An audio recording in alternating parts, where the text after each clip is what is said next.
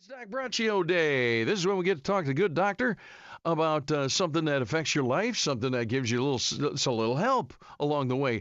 Success is sometimes hard to attain, but it depends on how you define success. And once you get a little success, you've reached a little goal or something that maybe it surprises you. You go like, by golly, I did pretty good at that. Now you have a plan. Now you have a template. You know what it's like to be successful, and you can take that and move on to your next thing and maybe build on that. Success begets success is the saying. Dr. John Braccio says, well, maybe it's not that easy. Yeah, probably not. Nothing is. Regional Psychological Services, drjohnb.com. Good morning, Dr. Braccio. What's up, Doc? Well, good morning, Mike, and good to talk to you. And the good topic is, success begets success is a famous saying that has a lot of truth to it. There's little doubt, really, that consistently successful persons make the right types of decisions that will lead them to be continuing to be successful. However, with that said, it's not that simple. Persons can come from homes that give them every advantage from an educational, financial, and opportunity perspective. That does not guarantee them success. Many persons from impoverished and abusive homes become very successful. There are also persons who become very successful early in life in school or other activities where effort or even achievement were not that high. It could be some combination of opportunity and ability that allowed them to have these early successes, but they were not hard fought for and maybe not appreciated.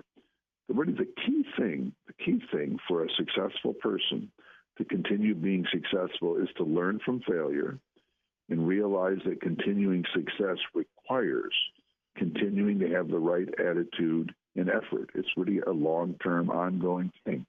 Learning from setbacks and from persons catching up and even superseding them in success is critical to ongoing success.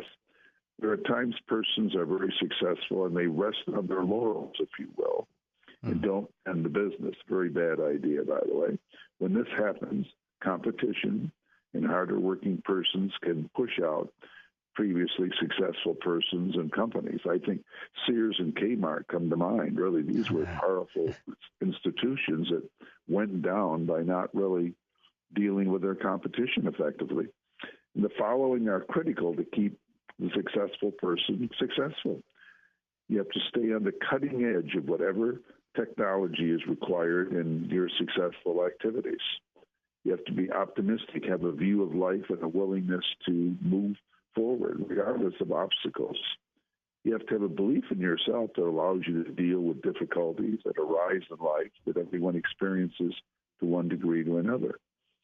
Realistic expectations based on the ability and tools of being able to complete the task. Continuing to have the dreams you must have in order to have them come true. Can't have dreams come true without them.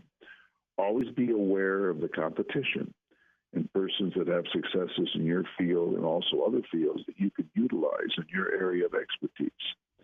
Have faith in yourself to successfully fulfill your dreams. And then learn from mistakes, build from them, then continue your successes. I think in a few words here, Mike, yes, success begets success in life, but we have to work at it all the time if we want to continue it. And obviously, if you make good decisions, you consistently make good decisions, you're going to have success. But if somewhere along the route you start making bad decisions or don't keep up with the competition or keep up with what you've been really good at, you're going to get pushed aside. So the main thing is always be moving forward. Don't rest on your laurels, to use another old saying, but just work hard and just continue being successful. And if you haven't been successful, start making the type decisions that will lead you to be successful and continue on that path.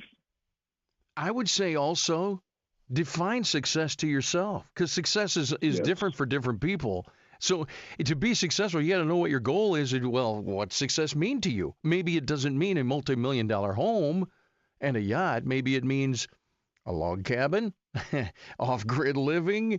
I don't know. What's success look like to you? If you define that, then you can attain that. The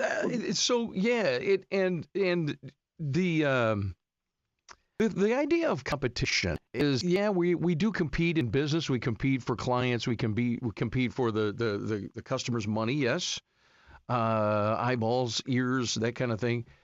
Um, but sometimes we compete with ourselves.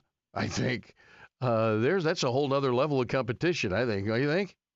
Well, I do. I think ultimately you do compete with yourself. However, if you're in business or you're trying to succeed at something, there are competitors, whether it's like a race. I mean, whatever you're doing. But I do agree with you. I do think you have to define success. And what is that? And that is something that you do keep working at. You know, what is success? How am I successful? But any endeavor we do in life, there tend to be people that can do it as well or better or work at it, call it whatever you will. You have to find your place in the world. And what's that going to be? And if you want to continue being successful at it, you work at it.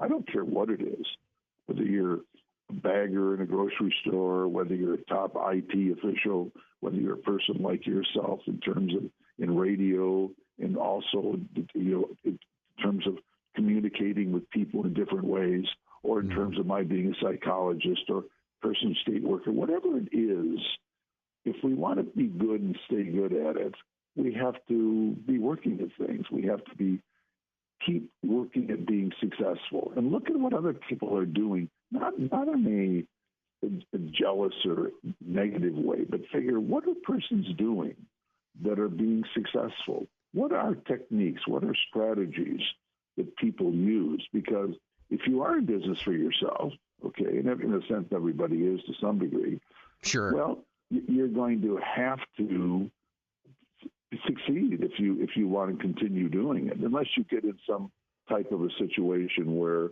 you just do the same thing every day and no one's really keeping an eye on you other than that you complete 20 widgets a day, okay?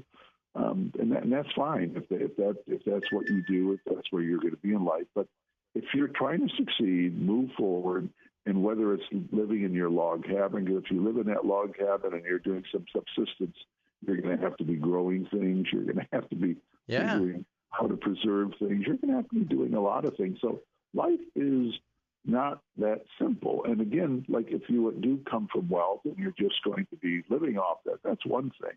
But that's really not what we're really talking about. We're talking about people that are successful, whatever it might be.